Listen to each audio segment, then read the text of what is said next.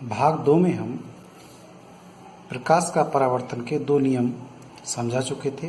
वो मैं फिर से दोहरा देता हूँ कि पहला नियम था आपतन कोण परावर्तन कोण के बराबर होता है, अर्थात आपतन कोण I बराबर परावर्तन कोण R। और दूसरा नियम था आपतित किरण, परावर्तित किरण तथा आपतन बिंदु पर अविलंब तीनों एक ही तल में होते हैं। परावर्तन के ये नियम परावर्तक पृष्ठों सभी के लिए लागू होते हैं, चाहे वो दर्पण कोई सा भी हो जिसमें इमेज बनती है उसमें परावर्तन होता है। ये नियम सभी के लिए लागू होते हैं। अब हम आज दर्पण प्रारंभ करते हैं। दर्पण क्या है?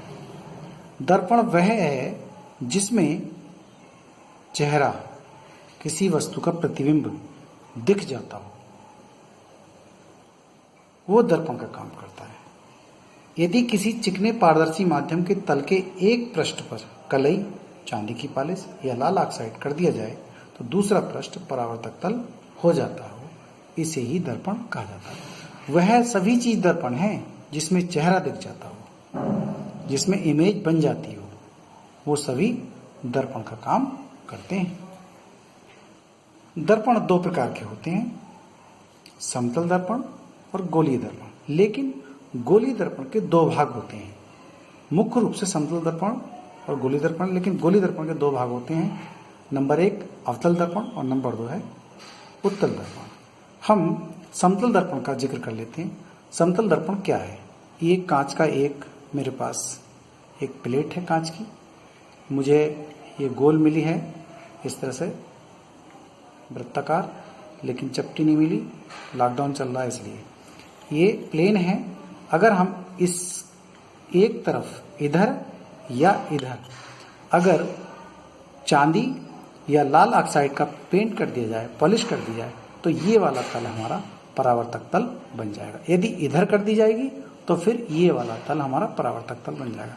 इधर से प्रकाश किरण आएंगी और इधर ही वापस चली जाएंगी परावर्तन के पश्चात, तो ये हमारा दर्पण का वर्ग करने लगता है, इसमें इमेज बन जाती है। ये समतल दर्पण है क्योंकि ये परावर्तक पृष्ठ समतल की तरफ से हो रहा है, इसलिए इसको समतल दर्पण कहा गया है। क्या है? एक ओर पॉलिश की गई कांच की समतल प्लेट समतल दर्पण का काम करती है, इसलिए इसको हम समतल दर्पण कहते हैं। देखिए यहाँ हम कांच की प्लेट को मान रहे हैं, इधर की तरफ पॉलिश की गई है यहाँ, और ये इसका परावर्तक तल है। तो परावर्तक तल को हमने इस तरह से लिखा है। ये आपतित किरण है, ये परावर्तित किरण है, और ये यहाँ पर आपतन बिंदु पर ये अविलंब है। तीनों ही एक ही तल में स्थित होते हैं। ये परावर्तन का नियम भी है, और क्योंकि दर्पण है इसलिए परावर्तन के नियम इन सभी में लागू होते हैं। अब आता है क्या समतल दर्पण द्वारा बने प्रतिबिंब के गुण कौन कौन से होंगे, इस बात को हम सीखें और किस तरह से देखते हैं। जब सुबह हम तैयार होते हैं तो सबसे पहले हम चेहरा दर्पण में देखते हैं। जो घरों में जो दर्पण होता है सामान्यतः वो समतल दर्पण ही होता है, और अक्सर कहते हैं घर में शीशा उठाइए हैं, लेकिन वो आईना, इसको आईना कहा जाता है, वो दर्पण कहा जाता है उसे, वो मिरर है, शीशा नहीं है। शीशा सामान्य बोलते हैं बोलचाल में। क्या है? इसमें आभासी प्रतिबिंब बनता है और सीधा बनता है, तथा एक अगली बात और बताएं, उत्क्रम भी बनता है और समान दूरी पर बनता है। समान दूरी, कैसी समान दूरी, इसको देखेंगे। जो किरणें हमें, जैसे दर्पण है ये, तो ये हमें लगेगा कि इसके पीछे दर्पण के पीछे प्रतिबिंब हमारा बना है, लेकिन वास्तव में बनता नहीं है, वो हमें आभास होता है, इसलिए इसको आभासी प्रतिबिंब कहेंगे। और सीधा बनता है, जैसे हमारी पेंसिल ये है और देखेंगे उसके सामने तो ये हमें लगेगा कि हमारा प्रतिबिंब जो बन रहा है वो आभासी बन रहा है। यहाँ देखेंगे जैसे कोई दर्पण ये है, ये हमारा दर्पण है, इसमें हमारा चेहरा देखते हैं, हम सभी लोग अपना अपना चेहरा देखते हैं, तो चेहरा तो हमारा इस तरह से ये सीधा बनता है। मतलब अगर हेड है तो ये हेड ऊपर ही रहेगा और पैर नीचे की तरफ रहेंगे, ये नहीं है ये पलट जाएगा, इसलिए इसको सीधा कहा गया है। परंतु इसमें एक खास बात है, जो लेफ्ट हैंड में लेफ्ट हैंड राइट बन जाएगा और राइट लेफ्ट बन जाता, ये भी इसके अंदर विशेषता है। तो इसको हम कहेंगे उत्क्रम। ये तो रहेगा वही, अगर जिसकी ऊंचाई है वो चीज़ वही है, लेकिन लेफ्ट हैंड राइट हो जाएगा और राइट हैंड लेफ्ट हो जाएगा। जैसे हमने पेन से लिख रहे हैं तो उसमें दर्पण में जब देखेंगे हम तो हमारा प्रतिबिंब कैसा लगेगा देखने में कि वो लेफ्ट है, राइट से लिख रहे हैं तो लेफ्ट लगेगा और लेफ्ट से लिख रहे हैं तो वो राइट लगेगा। ये अभी करके हम देख भी सकते हैं, अभी घर पे आपके होगा दर्पण तो सामने देख लेना कि किस तरह से महसूस होता है। अब आगे की बात कर रहे हैं हम कि उत्क्रम, उत्क्रम इसी को कहते हैं उत्क्रम, ये बदलती रहती है जगह, ये इस तरह से है। अब आता है समान दूरी। यदि दर्पण से वस्तु 2 मीटर दूर है तो दर्पण के अंदर वस्तु का प्रतिबिंब भी 2 मीटर होगा। कुल मिलाकर के हमसे वस्तु से प्रतिबिंब तक की दूरी जो होगी वो 4 मीटर हो जाएगी। इसी तरह से इसकी स्पीड की बात भी है। स्पीड का एक मुख्य भाग है कि यदि हम दर्पण की तरफ 2 मीटर प्रति सेकंड की चाल से चल रहे हैं तो प्रतिबिंब इधर की तरफ आएगा, उसकी दिशा ये होगी और व्यक्ति की दिशा वो होगी, तो प्रतिबिंब जो आएगा वो उधर से इधर की तरफ आएगा। ठीक है, मान लिया ये प्रतिबिंब ए और V वस्तु है, तो ये V तो जा रहा है उधर की तरफ दर्पण की तरफ और A उधर की, तो इसकी जो चाल होगी वो 2 मीटर प्रति सेकंड होगी। परंतु अगर प्रतिबिंब वस्तु की तरफ आ रही है, वस्तु की, तो उसकी चाल 4 मीटर प्रति सेकंड हो जाएगी। उसके सापेक्ष वस्तु के सापेक्ष प्रतिबिंब की चाल डबल हो जाती है। ठीक है, अब हम इसके गुण को एक एक करके पढ़ लेते हैं क्या है। और दूसरी बात है कि यदि हम अपना पूरा प्रतिबिंब देखना चाहें दर्पण में तो कितनी ऊंचाई का दर्पण चाहिए। तो व्यक्ति की जो ऊंचाई है मान लिया 6 फीट है, तो दर्पण हमें आधी अर्थात 3 फीट ऊंचाई का दर्पण चाहिए, जिससे वो पूरा का पूरा प्रतिबिंब देख सके। इन्हीं बातों को हम ध्यानपूर्वक पढ़ रहे हैं। समतल दर्पण द्वारा बना प्रतिबिंब सदैव आभासी और सीधा होता है। इसके द्वारा बने प्रतिबिंब का आकार वस्तु के आकार के बराबर होता है, वो घटता बढ़ता नहीं है, जितना उसका आकार है उतना ही प्रतिबिंब का आकार रहेगा। यदि वस्तु की ऊंचाई h है तो दर्पण की ऊंचाई h/2 हो जाएगी पूरा प्रतिबिंब देखने के लिए। प्रतिबिंब दर्पण से उतनी ही दूरी पर बनता है जितनी की वस्तु की दर्पण के आगे की होती है। अब वस्तु का बायां भाग प्रतिबिंब का दायां भाग तथा वस्तु का दायां भाग प्रतिबिंब का बायां भाग दिखाई देता है, इसे पार्श्व परिवर्तन कहते हैं। समतल दर्पण की फोकस दूरी अनंत होती है। समतल दर्पण की फोकस दूरी अनंत होती है। अब आता है हमारा गोलीय दर्पण। गोलीय दर्पण को हम कुछ इस तरह से समझ सकते हैं कि जैसे ये हमारी चम्मच है और कुछ गोल हिस्सा है इसका बॉल। तो मैं बॉल को ही अच्छी तरह से समझाता हूँ। इस समय लॉकडाउन की पोजीशन चल रही है कोविड-19 की वजह से, तो मैंने कुछ समझाने का प्रयास किया है। देखो, इसको हमने इस तरह से चाकू से काट लिया है, तो इसका केंद्र जो है वो ये है।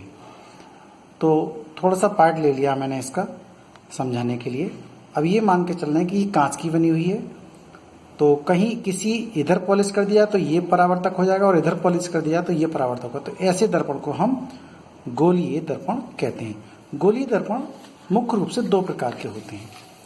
क्या है, यदि हम कांच के खोखले गोले को काटकर उसके एक पृष्ठ पर चांदी की या लाल ऑक्साइड की पॉलिश कर दी जाती है तो वो गोलीय दर्पण प्राप्त होते हैं। नंबर 1 है अवतल दर्पण। अवतल दर्पण किसे कहते हैं, जरा ध्यान से देखिए। उभरा हुआ तल ये है और ये है इसका दबा हुआ तल, ये वाला। तो उभरे हुए तल पे यदि पॉलिश कर दी जाए इस पे ये, तो ये हमारा परावर्तक तल कहलाएगा। इस तरह से इसको देखिएगा ऐसे करके। और यदि दबे हुए तल पर पॉलिश कर दी जाए, ये दबा हुआ तल, इस तरह से ये दबा हुआ तल पॉलिश कर दिया है और उभरे हुए तल पर इसका परावर्तक तल हो ये, तो ये कहलाएगा तुम्हारा उत्तल दर्पण। हम इन दोनों को इस प्रकार से आसानी से समझ सकते हैं। ठीक है, समझ में आ गया होगा कि बेगोलीय दर्पण जिनमें उभरे तल पर कलई होती है तथा परावर्तन दबी सतह से होता है अवतल दर्पण कहलाते हैं। बिल्कुल वही घटना होती है परावर्तन की जैसे इसमें समतल दर्पण में हुई थी। इसी तरह से बेगोलीय दर्पण जिनमें दबे तल पर कलई होती है तथा उभरे तल पर परावर्तन होता है उत्तल दर्पण कहलाते हैं। ये कलई दिखा दी। अब आता है अगला भाग, प्रतिबिंब किसे कहते हैं। मान लो हम किसी दर्पण या किसी ऐसी चीज के सामने खड़े हो जाते हैं और हमारी आकृति उसमें बन जाती है, तो इसका मतलब हमारा प्रतिबिंब उसमें बन गया है।